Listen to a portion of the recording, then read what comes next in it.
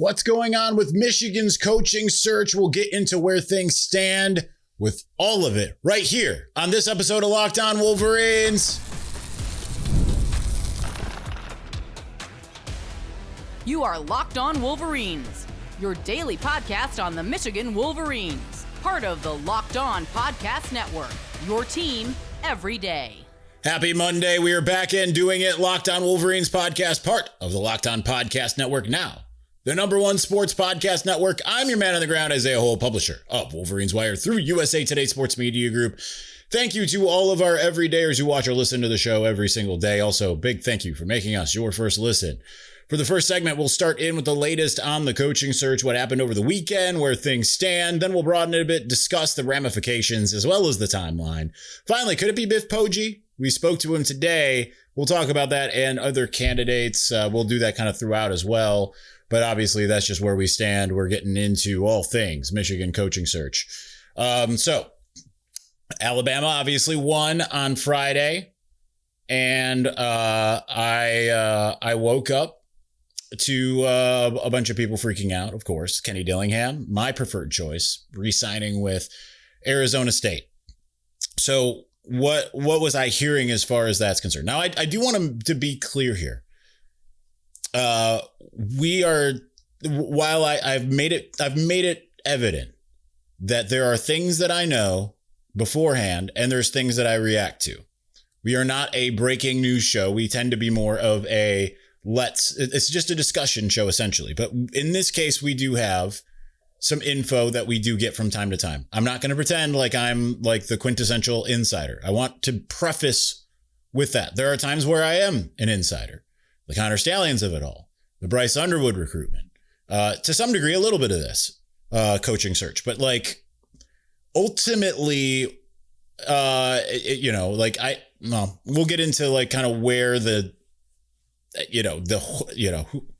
what's the best info out there. We'll get to that in a bit, but first and foremost, I want to caution anyone who thinks that, hey, we are a breaking news. We're going to come on here and break news and all that. Like sometimes, but not all the time. I'm not trying to be Mr. Insider. So I do want to preface with that, just so that you all know and have those expectations, because I definitely got some angry DMs and tweets over the weekend. Now, that doesn't mean that we didn't know some things. So here's what we do know. And it all kind of depends on what viewpoint you're looking at. I got a text after I woke up saying that Kenny Dillingham made someone close to the Dillingham of it all. He made a family decision. But then I checked in with others, and what I believe to have happened is ultimately, and he clarified this, I was never offered the job. And I think that's really disappointing, honestly. Okay, he was never offered the job. And more, like talking to some colleagues in particular, just to qualify who this is, who these sources are, talking to some colleagues. So you understand that's not me talking directly to someone who was in the decision-making process for Michigan, that it sounds like he didn't interview as well as Michigan had hoped. Didn't feel like a culture fit to those who were making the decisions, all of that. Now, I did speak to someone quite directly involved in the process, and they did want to point and say, this is Ward's show. Okay. How much of that is real? How much of that is some deflection, right? Now that it's like being perceived from a grander scale that this isn't going well, remains to be seen. I wrote this on Saturday night.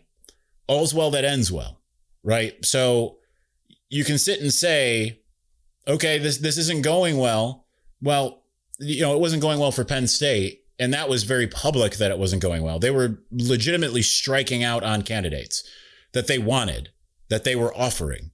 And they still ultimately ended up with Matt Campbell, who, if we would have waited a week, we would know. I think Matt Campbell would have been the guy. At least he was waiting on the Michigan job. I have that on good authority. So it's kind of like, what do you believe? Now, like I said, all's well that ends well. So in this case, if they end up with a top tier candidate, then okay. And I know like a lot of you who are melting down over this think that that's impossible, but it's not. And I'll explain a little bit more of why here momentarily.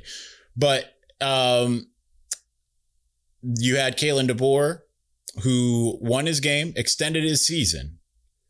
I want to be clear here. Out of the actual sources that are close to it, out of the people that I know who are more connected than I am, and with the colleagues that I've spoken to who have a similar type of sourcing capability, there seems to be no panic. Dan Wetzel put out there, Michigan does not seem to be in a rush, essentially. There's been I think this is important. There has been no indication from the Michigan side of things that Kalen DeBoer is out. Does that mean that he's out or not? I couldn't tell you. Right now, what I can tell you is everyone I've spoken to in the last 48 plus hours have said that they haven't really garnered any new intel. Now, there are some who are putting out names, some who are doing, saying, well, no, they could go to this person, they could go to this person. As far as I know, some of these people are people of interest, but I don't think that it doesn't sound like they're going hot and heavy after anybody at the moment. And I think one of the important things to kind of note here is that you aren't seeing a mass exodus from the program, because if things were going poorly, then I think you would be seeing that.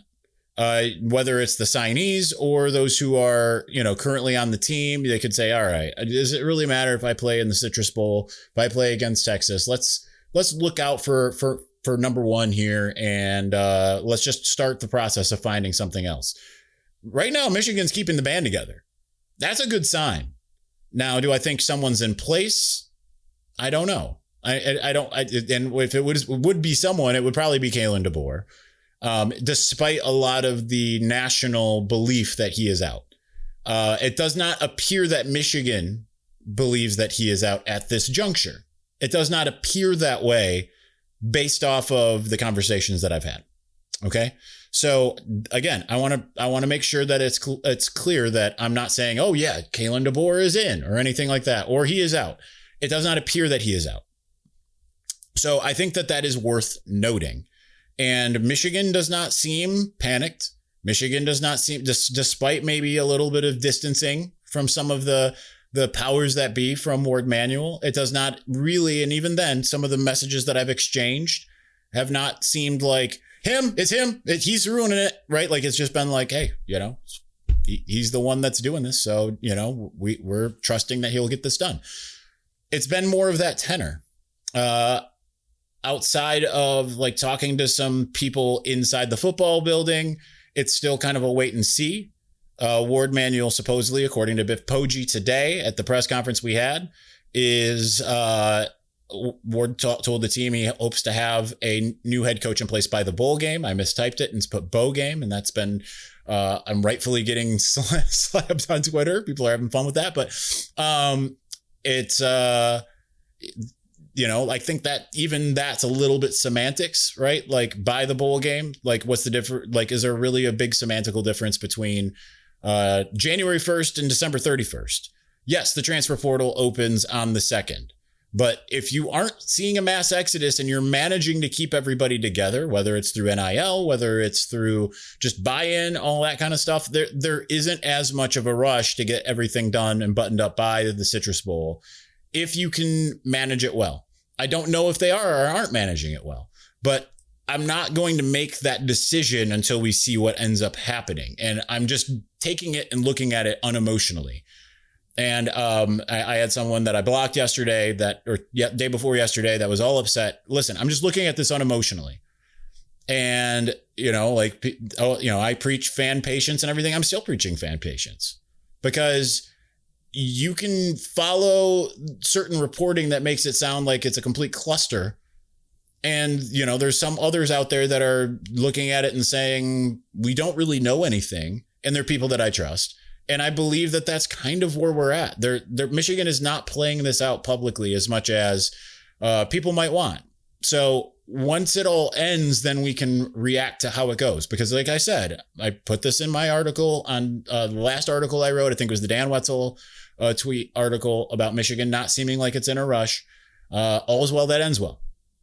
So that's kind of how you have to look at it, right? Who cares how you look during the game if you don't win the game? And we don't know that Michigan has or has not won. Have they won the game? I don't know. We'll know when they have a head coach in place. So we are going to move on and kind of continue to discuss a bit of this. So move on's not really the right words, but nonetheless, we're going to continue to dig into this. And let's do that here in just a moment. But before we do, NFL Sundays move fast. One big play and suddenly everything feels different. That's what makes live betting with FanDuel so exciting. You're not just watching the game, you're reacting to it in real time. With FanDuel, you can place bets as the action unfolds. Every drive, every momentum swing, every highlight moment. Live betting is best when the game starts to shift. A receiver gets hot, a defense tightens up, or the momentum flips after a turnover. FanDuel lets you jump into the moment. Live spreads and money lines adjust instantly. Player props update as guys heat up. You can bet the next touchdown. You can do all kinds of different things here. Drive results, totals, and more. It keeps you locked into every snap, every drive, every possibility. So if you want to be right in the middle of the action this season, visit FanDuel.com and place your live NFL bets all season long. FanDuel, the game moves fast, and so can you. Thank you for making Locked On Wolverines your first listen of the day, and thank you for making Locked On the #1 sports podcast network. You already live your team every day. Now take it up a level and go ad-free. Join the Everydayer Club today and get Locked On Wolverines with no interruptions. Members-only Discord access. I'm telling you, no one's in the Discord yet.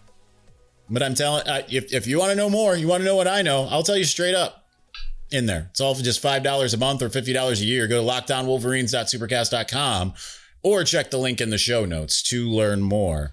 My thing here with this show has always been never lie to you. Always tell you the truth, tell you what I know, tell you how things are going. Like, you know, I know a lot. Like you can tell with the mailbag. Y'all ask a lot of questions and I say I don't know a lot. I think that we should have a lot more of that rather than, oh, I knew about that. There are times where like I do say, well, I knew about that. You know, whether it was something important that I wasn't able to speak officially on, whether it was something unimportant, right? Like, you know, and I was sworn to not say anything. That's why I was given the intel, all of that kind of stuff. But like I said, I had someone complaining about me preaching to fans. Listen, I'm still, you're not going to change my mind on how I see this.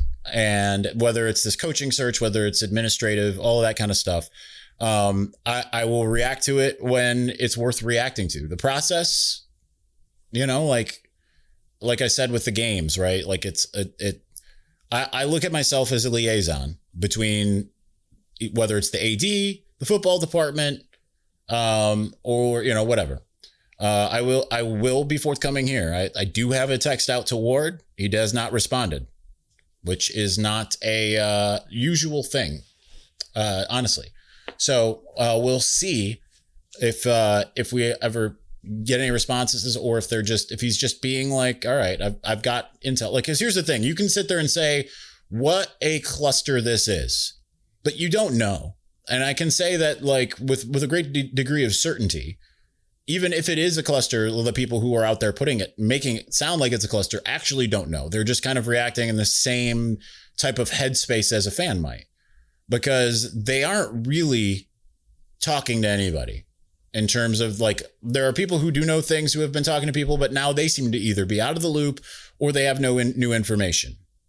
So, and like I said, no one has seemingly acted as if Kalen DeBoer is out, right? Okay. The timing hasn't worked out yet. And I'm not trying to say like, what Michigan should do. I'm trying to tell you what I think Michigan is doing. And I do think it is still pursuing Kalen DeBoer at this juncture.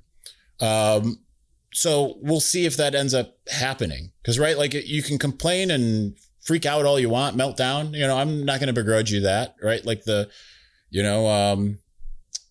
perception is reality and all. But like, you know, don't Don't act all like if they do end up with him or they end up with another high-end head coach, I'm going to echo EJ Holland says they should target Rhett Lashlee. He was on my first hot board. I mean, that would actually be a great hire as well. Definitely disappointed with the Kenny Dillingham of it all. That part I can at least say, like, that's something we can react to because we do know that.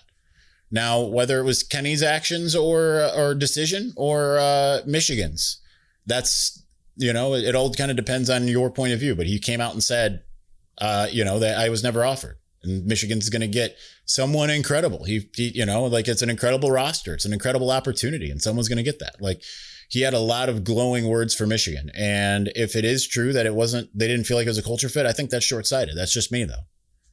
I think that type of thing, because I don't think it was not a culture fit because some information had come up. And I know there's people complaining about the Jed Fish of it all. I can't tell you what it is. Again, it's not like this huge deal, but at the same time for Michigan at the moment, it is. So, it's okay, right? Like they are trying to at least do things the right way and get someone who is as above reproach as possible. So I think that that's the right move for Michigan in general and it's kind of echoes what Biff Poggi said today is like, this is a dysfunctional. This has been a dysfunction. He didn't say dysfunctional. What did he say? Malfunctioning program or something like that. I think that's pretty accurate at the moment. Whether it's self-inflicted, NCAA deciding things are like, again, you're never going to change my mind on the sign stealing thing, but NCAA still came calling and made it into a big thing. And like I said, perception is reality. So you live in that. Do I think it's a big deal if Warde is on the hot seat or not for a potential new head coach? No, it depends on how it's being sold. If they have questions about that and, I don't know if this is coming up, but like the powers that be are saying to any of the candidates, hey, if we do move on, you're going to be a part of that process. Then I think that they're going to be fine, right? Like, again, they got Jim Harbaugh with an interim AD and a brand new president who was very, very obviously not into sports. He made it as clear as he could be before he ever even sat down at that desk. So, and Jim Harbaugh still took the job, right?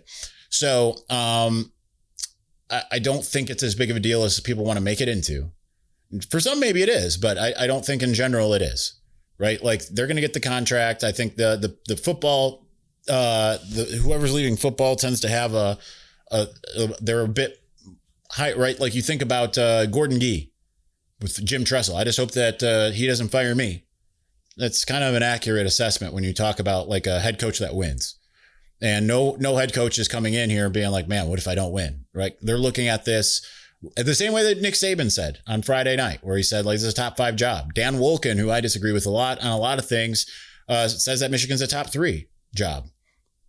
And I think that that's an accurate assessment. And I think that anyone is going to look at it. And this is why I don't think that Michigan needs to settle. I understand time is eventually of the essence, but I think that it's hard to really quantify where they are right now because they're not playing this out in the public. This isn't like NFL. We have interviewed this person and we have done this and we are doing this and this is where we are and this is what we're doing and this is, you know exactly where everything stands. They're not doing that right now. They have certainly been in contact with more than just the two that we don't know for sure because no one's confirmed whether or not they've actually talked to Kalen DeBoer, but we do know that he at least was target number 1 at some point. And, but we do know they talked to Kenny Dillingham. We know they've talked to Biff Poggi, according to Poggi, multiple times, multiple interviews, multiple conversations. Sounds like, Jeff Brom is maybe in the mix a little bit. I've heard some mixed reporting from sources and colleagues alike about the legitimacy of Jeff Brom. And, it's all kind of quiet on the Western Front. That's where we're at. So,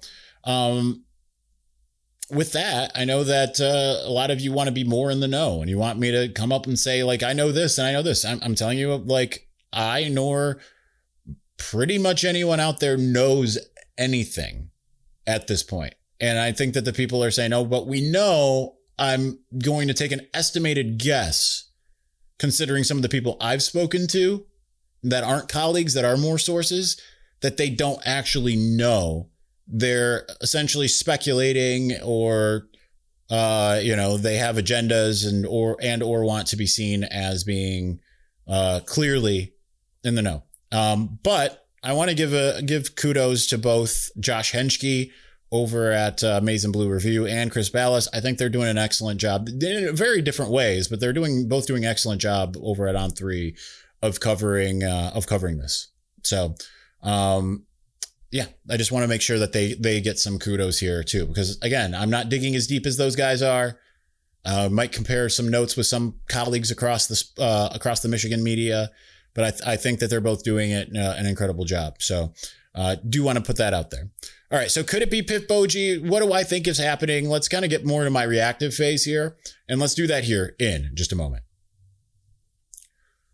But before we do, there's nothing like college football season, tailgates, packed stadiums, and being right there in the middle of it all. The energy, the bands, the moments you remember forever. But actually getting tickets, that part used to be frustrating with long queues, logins, prices jumping at checkout. That's why Game Time gives the advantage back to fans. It's the easiest way to unlock amazing college football tickets and experiences in just a few taps. I opened the Game Time app to look at upcoming college football games and was surprised to find how fast it is to find great seats. The app is incredibly easy to use. Went from browsing to buying tickets in just minutes. I love being able to see the view from my seat before buying, so you know exactly what you're getting. And with the zone deals, that stands out. You pick the section, Game Time picks the seats, and you save even more. I'm going to here to tell you, I checked it out. You can get into the Citrus Bowl against Texas for just $54 right now. You can even get truly primo seats. I'm talking like 50-yard line, 10 rows up for about $200. So take the guesswork out of buying tickets, college football tickets with Game Time. Download the Game Time app, create an account, use the code LOCKEDONCollege for $20 off your first purchase. Terms apply. Again, that's the code LOCKEDONCollege for $20 off. Download the Game Time app today.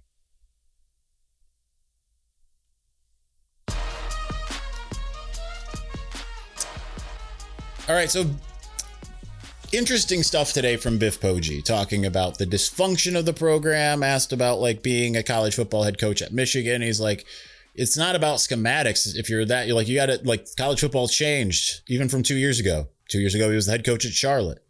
And he's saying like, oh, it's more about hiring all the right coaches. Right. So we didn't even talk about Chip Lindsey leaving and Steve Kasula. Like, it's funny because that's almost like a footnote with a lot of stuff. And I don't blame Chip Lindsey, right? Like, chances of him being retained were low. There's definitely, after having talked to some people in the coaching ranks at Michigan, there is some consternation going on, right? Like, and that makes sense. You know, I want to stay, but like, we'll see if I'm retained type of stuff, right? Like, everyone's still like focused on the job at hand. And I think Biff Poggi, something to be said. This is not me stumping. No one's told me to stump for Biff, but I will say this. There's something to be said about the fact that he's held this thing together. Might be with like scotch tape at this point, masking tape, you know, like really like unsticky glue. But like the fact that you've only had one transfer portal entry after, and it's a guy that everyone kind of knew his time was going to come at some point to leave. And that's Jaden Davis. They've lost one coach again, like, probably the one coach that you'd look at and say, you know, for better or worse, you know, no matter how much he was hampered by Sharon Moore, he was certainly not going to be back for another year. Gets to comfortably go back to the SEC. You know, he's got some certainty instead of waiting it out and seeing, what's going to happen. That makes sense. But I mean, you've had two guys who were part of the 2026 class who are gone, Bear McWhorter and Matt Ludwig. Happy trails to them. You've managed to keep everyone in the class still. You've only had 3 opt-outs and people who feel like their draft stock has been essentially cemented, and Jay Sean Barham, Derek Moore, and Giovanni Alhadi. Confirmed by Biff Poggi today, initially reported, I believe, by Matt Zenitz at CBS Sports. So to this point, everything is held together. But again, it might be with just some very light sticky tape at this point. And I kind of liked his mindset. You know, it made some sense. Now, do I think that it's the important hire? No. But I said this kind of in a reactive sense the day that Sharon was fired. Maybe you keep Biff. Here's the thing. If you're going to keep Biff, you can't just do it for a year. You got to sign him to like a 3-year contract and just give him a massive pool. You know, maybe that's his entire salary, right? Like he's was making $40,000 a year. Maybe maybe he agrees. I would think he would, to basically taking close to, no salary in terms of what you would expect as the head coach of a place like Michigan, and say like, well, we're going to put all of that towards getting the best possible assistance. I think that's an okay failsafe. I think it's the best option for Michigan? Not by a long shot, right? Like I think they need more than just that. They need a PR win. That's why I think, they need a Kalen DeBoer. I preferred Kenny Dillingham. I think that if Kenny Dillingham was here, or say they get Kalen DeBoer, I could see Kenny Dillingham, even with this extension, end up in Tuscaloosa and just absolutely killing it. Like I have the utmost faith that he's going to just be incredible. But I think that if you're not getting DeBoer and you're not just super enthused with some of the other guys out there, go and get like the best possible offensive coordinator you can. The other thing I would say, I said this to Steve Dace in a private conversation, and I think he actually tweeted this, which is why I bring this up to begin with. I think that as much as you want to move on from the Harbaugh era for the sake of PR, if for no other reason, see if you can get Jesse Minter. Tell Jim Harbaugh, you're part of why we're in this mess. Help get us out. Support us with getting Jesse Minter and all of that. I think that he is, knowing Jesse, he is a very serious coach. And he's like, I could not say that about Sharon. But, Sharon, kind of had a live audition and it went well. So I would look at Jesse Minter and say, like, that's a feasible thing. Are they going to be targeting anyone else? Could Joe Brady or someone like that be in contention? Maybe. Haven't really heard much about the NFL guys minus a Cleveland reporter putting out Tommy Rees and saying Michigan's interested. I mean, that's what certainly his agent wants everyone to think. But I haven't heard that internally. So, I mean, there are still plenty of options. I want to echo I don't even think I follow this person on Twitter, but Jory Alston put on Twitter, X, whatever you want to call it. There are more than 2 people that could coach, right? I understand we've long looked at this as a 2-horse race.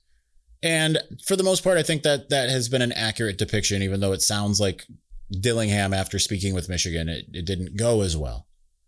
Right.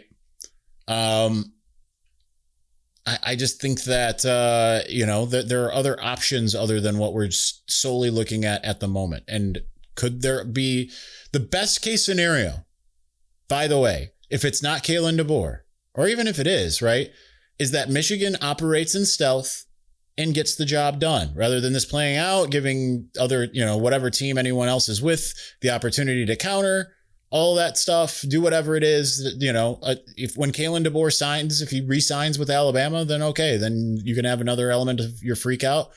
But I don't think that they're solely looking at just the bottom of the barrel here. It's best. Give them a little credit. Give the man that hired Dusty May, and I know we talked about this the other day. Some of you say, "Oh, it was John Beilein that closed the deal." But who did he close the deal with that with? Do you think he did that on his own? I know there's a lot of you that have no faith in Ward. I think you've created a caricature of Ward. Again, I can't argue about whether or not he deserves to remain in his role, right? Like when you have all these things that have happened under your watch, at some point, the board of regents is going to say like, all right, that's enough, right? But y'all act like he's never done this before and that he's going to be happy to be like, I brought in Chris Creighton's brother, right? And everyone be happy with it. He knows where he's at. He knows how y'all feel. I know he knows how all y'all feel because I've had that conversation with him before. So I think you need to give him a little bit of credit I don't think he's just going to trot out some also ran. Maybe he does. And then I'll be right there with you being like, okay, that was bad. But at this juncture, it's clear that no one has their finger fully on the pulse. Like, there are some that I think have their finger on the pulse, but fully, truly on the pulse. Do I think anyone has got that at this moment? No, I don't. And I certainly wouldn't be trusting national people at this stage, beyond maybe Dan Wetzel, who I think is awesome. So anyway, that's going to do it for us today. Thanks for watching. Thank you for listening. Man, this would have been a really good time. Like, on that terrible disappointment, it's time to do the Jeremy Clarkson. But, anyway, that's going to do it. Peace.